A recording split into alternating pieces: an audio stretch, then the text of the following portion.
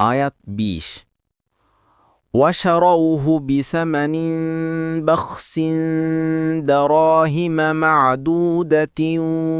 وكانوا فيه من الزاهدين অনুবাদ আর তারা তাকে বিক্রি করল স্বল্প মূল্যে মাত্র কয়েক দিরহামের বিনিময়ে ১ এবং তারা ছিল তার ব্যাপারে অনাগ্রহী ২ তাফসির আরবি ভাষায় শারাউন শব্দ ক্রয় করা ও বিক্রয় করা উভয় অর্থেই ব্যবহৃত হয় স্থলেও উভয় অর্থের সম্ভাবনা রয়েছে যদি সর্বনামকে ইউসুফ ভ্রাতাদের দিকে ফেরানো হয় তবে বিক্রয় করার অর্থ হবে এবং কাফেলার লোকেদের দিকে ফেরানো হলে ক্রয় করার অর্থ হবে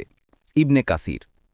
উদ্দেশ্য এই যে ইউসুফ ভ্রাতারা বিক্রি করে দিল কিংবা কাফেলার লোকেরা ইউসুফকে খুব সস্তা মূল্যে অর্থাৎ নামে মাত্র কয়েক দিরহামের বিনিময়ে ক্রয় করল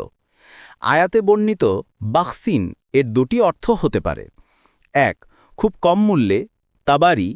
কারণ তারা বাস্তবিকই তাকে খুব কম মূল্যে বিক্রয় করেছিল ২ অন্যায় বা নিকৃষ্ট বিক্রয় সম্পন্ন করল কারণ তারা স্বাধীন মানুষকে বিক্রয় করেছিল স্বাধীন মানুষকে বিক্রয় করা হারাম কুরতুবী ইমাম কুরতুবী আরও বলেন যে আরব বণিকদের অভ্যাস ছিল তারা মোটা অঙ্কের লেনদেন পরিমাপের মাধ্যমে করত এবং ৪০-এর ঊর্ধ্বে নয় এমন লেনদেন গণনার মাধ্যমে করত তাই দারাহিমা শব্দের সাথে মাদুদাতিন গুণাগুণী শব্দের প্রয়োগ থেকে বোঝা যায় যে দিরহামের পরিমাণ ৪০-এর কম ছিল আবদুল্লাহ ইবনে মাসুদের বর্ণনায় এসেছে ২০ দিরহামের বিনিময়ে ক্রয় বিক্রয় হয়েছিল এবং ১০ ভাই ২ দিরহাম করে নিজেদের মধ্যে তা বণ্টন করে নিয়েছিল কুরতুবী ২ নং ফুটনোটের বিবরণ এর দুটি অর্থ হতে পারে ১ ইউসুফের ভাইয়েরা ইউসুফের ব্যাপারে সম্পূর্ণ নিরাসক্ত ছিল তাই তারা এত কম দামে বিক্রয় করে দিয়েছিল ইবনে কাসির ইউসুফকে কম মূল্যে বিক্রয় করার কারণ আবার দুটি হতে পারে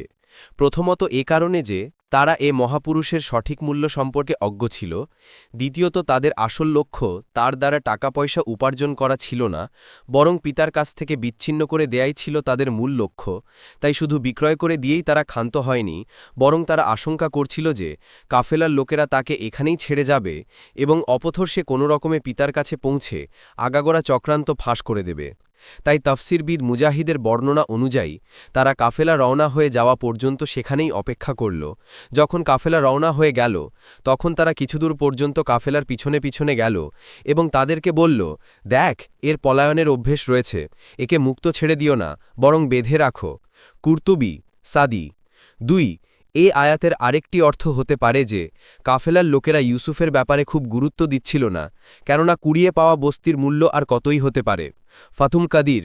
কাফেলা বিভিন্ন মঞ্জিল অতিক্রম করে মিশর পর্যন্ত পৌঁছে ইউসুফ আলাহিসাল্লামকে বিক্রি করে দিল